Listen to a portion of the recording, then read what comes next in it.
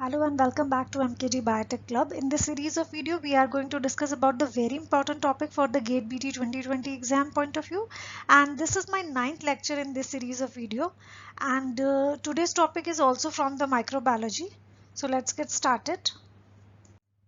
So bacterial growth curve. This is one of the very important topic for exam. And this is a very short topic. I mean, ये अगर आप revise करोगे तो hardly it takes 5 minutes to 10 minutes time. But हाँ, chances बहुत ज़्यादा है कि इसमें से क्वेश्चंस आए. And there are no such type of things like questions जो भी आते हैं डायरेक्ट आते हैं. इसमें बहुत ज़्यादा आपके ट्विस्टेड फॉर्म में नहीं आते. मे बी आपके match the following type questions आ सकते हैं, बट चांसेस ये रहते हैं कि इसमें डायरेक्ट क्वेश्चन आते हैं. सीधे सीधे आपसे किसी भी एक फेस के बारे में पूछ लेते हैं, तो उसके बारे में. ठीक है, तो पहले देख लेते हैं what is bacterial growth curve. As you know the name suggest bacterial growth curve, that is we are discussing about the growth curve of the bacteria और द प्रोकैरियोट्स. सो बेसिकली यहाँ पे होता क्या है कि बैक्टीरियल ग्रोथ कर्व जनरली जो आपने देखा होगा, वो पढ़ा भी हुआ है, कैसी होती है, एस शेप्ड होती है या फिर आप हाइपरबोलिक कह सकते हैं. ठीक है, what happen in this case, ये जो बैक्टीरियल ग्रोथ कर्व है, this is divided into certain phases or stages you can say. So first phase जो है वो आपकी लैग फेज है. इस लैग फेज में बेसिकली क्या हो रहा है, ये आपको दिख रहा होगा. लैग फेज इनिशियल फेज है. यहाँ पे सेल अपने आप को डेवलप कर रहा है. क्या कर रहा है, ये एक पर्टिकुलर जो जिस भी इन्वायरमेंट में प्रेजेंट है वहां से न्यूट्रिशन ले रहा है. ठीक है, और अपने आप को एडजस्ट करा रहा है उस इन्वायरमेंट के अकॉर्डिंग. सो लैग फेज में क्या होता है, एडजस्टमेंट टू न्यूट्रिएंट्स. जनरली वो एंजाइम सिंथेसाइज करता है. Enzyme for what, for replication, for transcription, translation. जो भी बायोलॉजिकल प्रोसेसेस एक लिविंग सेल में होती हैं, वो सारी बायोलॉजिकल प्रोसेसेस के लिए, as you know, there are so many enzymes which are responsible for some specific type of biological processes. और विदाउट एंजाइम वो प्रोसेस हो ही नहीं सकती. आपने देखा ही होगा, ग्लाइकोलाइसिस की प्रोसेस हो, चाहे आपकी कोई और प्रोसेस हो, रेप्लिकेशन की प्रोसेस हो, ट्रांसक्रिप्शन की प्रोसेस हो, हर प्रोसेस में कोई ना कोई पर्टिकुलर एंजाइम प्रेजेंट होता है. That particular enzyme is very important for that particular process. ठीक है, उसे कैरी आउट कराने के लिए वो पर्टिकुलर एंजाइम की बहुत ज्यादा रिक्वायरमेंट होती है. तो इन दैट केस अगर वो एंजाइम प्रेजेंट नहीं होगा या सिंथेसाइज नहीं होगा, तो फिर वो प्रोसेस हो ही नहीं पाएगी उस पर्टिकुलर सेल में. ठीक है, और यहाँ बेसिकली क्या होता है, डीएनए की सिंथेसिस होती है. दैट मीन्स कि यहाँ डीएनए सिंथेसाइज होना स्टार्ट हो जाता है, न्यूट्रिशन एडजस्ट करना स्टार्ट कर देते हैं bacterial cell, and enzyme synthesise करना स्टार्ट कर देते हैं. ठीक है, तो ये 3 पॉइंट्स आपको अच्छे से याद करने हैं. इनमें से अगर कोई भी पूछा जाए, वेदर आपसे पूछ लिया जाए in which phase the bacteria start adjusting और स्टार्ट टेकिंग न्यूट्रिएंट्स, सो वहां पे आप क्या बोलोगे, लैग फेज बेसिकली. ठीक है, तो आपको फेज वाइज पता होना चाहिए कि कौन से फेज में या कौन सी स्टेज में बैक्टीरिया की ग्रोथ की कौन सा प्रोसेस हो रही है. तो अगर आपको प्रोसेस पता है तो आप फेज आइडेंटिफाई कर सकते हो. और क्वेश्चन दोनों तरीके से आ सकता है, या तो आपसे आपको गिवन होगा एक पर्टिकुलर चीज कि ये प्रोसेस हो रही है, आपसे पूछ लिया जाएगा कौन से फेज में हो रही है बैक्टीरियल ग्रोथ करव के, या फिर आपसे कोई पर्टिकुलर फेज का नाम देके पूछ सकते हैं कि उस पर्टिकुलर फेज की क्या क्या फीचर्स हो सकती है. वो जैसे मैंने आई थिंक पहले भी डिस्कस किया, पैराग्राफ टाइप क्वेश्चंस जो होते हैं आपके, उनमें बेसिकली आता है कि आपको स्टेटमेंट वाइज कुछ लैंग्वेज में लिखा रहता है. तो जनरली बैक्टीरियल ग्रोथ कर्व जो है आपका बहुत ही इंपॉर्टेंट टॉपिक है स्टेटमेंट टाइप क्वेश्चंस के लिए. वहां पे कुछ स्टेटमेंट्स गिवन होंगे, लाइक लैग फेज में सेल डिवाइड हो रहे हैं, तो नो, सेल डिवाइड नहीं हो रहे. ठीक है, तो ये रॉन्ग स्टेटमेंट है. तो इस तरीके के कुछ स्टेटमेंट्स आपको दिए होंगे, और लास्ट में आपको ऑप्शंस दिए होंगे कि which one of the following options are correct और which of the pairs are correct. ठीक है, इस तरीके से कर आपसे क्वेश्चन पूछा जाएगा. इसलिए it's very important to know what are the specific features of that particular phase. ठीक है, उस पर्टिकुलर स्टेज में, उस पर्टिकुलर फेज में बैक्टीरिया क्या क्या काम कर रहा है, क्या क्या प्रोसेस हो रही है, वो सब हमें पता होनी चाहिए. ठीक है, और बहुत ज्यादा डिटेल में नहीं है, 4 ही है, तो इजीली आप याद कर सकते हो. Now moving towards the next phase, that is log phase और logarithmic phase. ये आपको दिख रहा है एकदम से इंक्रीज कर रहा है. ठीक है, टाइम के साथ साथ आपका जो नंबर ऑफ बैक्टीरियल सेल थे वो एकदम से इंक्रीज करने शुरू हुए.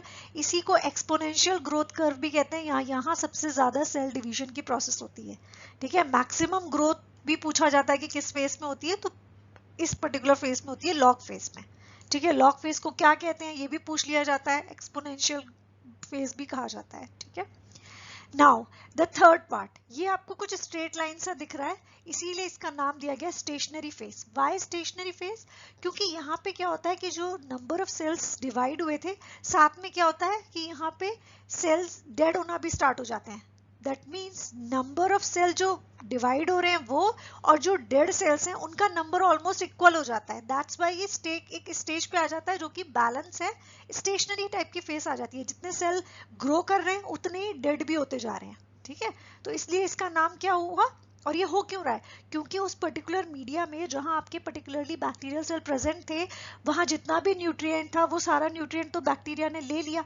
अब जब न्यूट्रिएंट खत्म होने लगेगा तो बैक्टीरिया क्या करेंगे, कुछ ना कुछ बैक्टीरिया डेड होने स्टार्ट हो जाएंगे, या आप कह सकते हैं कि वो वेस्ट प्रोड्यूस करने लगेंगे या टॉक्सिक रिलीज करने लगेंगे। जनरली डेड चीजें क्या करती हैं, वो वेस्ट होती है एक तरह से, या उनको रिमूव करना ज्यादा जरूरी होता है, ठीक है। तो वो वेस्ट प्रोड्यूस कर रही हैं या वो एक तरह से कह सकते हैं टॉक्सिक प्रोड्यूस कर रही हैं।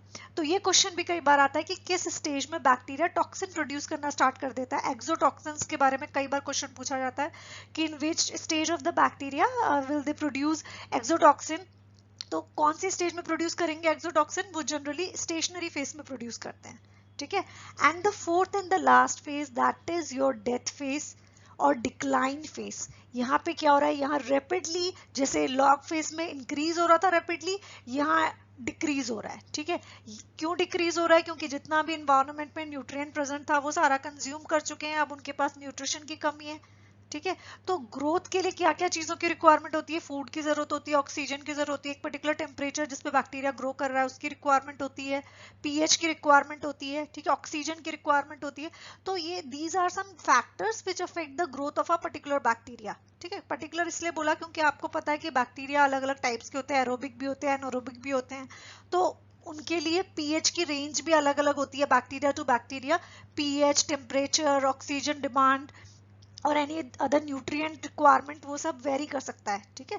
तो इसीलिए डेथ फेज जो है आपका बेसिकली वहां पे जितना भी रिक्वायर्ड न्यूट्रिएंट था या जो भी चीजें अवेलेबल थी वो सब कंज्यूम हो चुकी हैं, इसीलिए अब जितने भी लाइफ भी थे वो भी डेड होने स्टार्ट हो जाते हैं धीरे धीरे, ठीक है।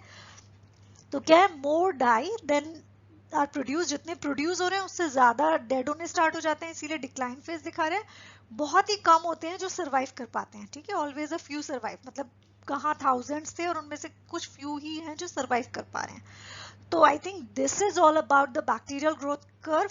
हमारे पास 4 फेसेस हैं, 4 स्टेजेस हैं, ठीक है। इनको आप अच्छे से रिवाइज कर लो, इनको स्पेसिफिकली देख लो कि हर फेस में क्या क्या फीचर्स हैं, क्या क्या प्रोसेस हो रही हैं, ठीक है।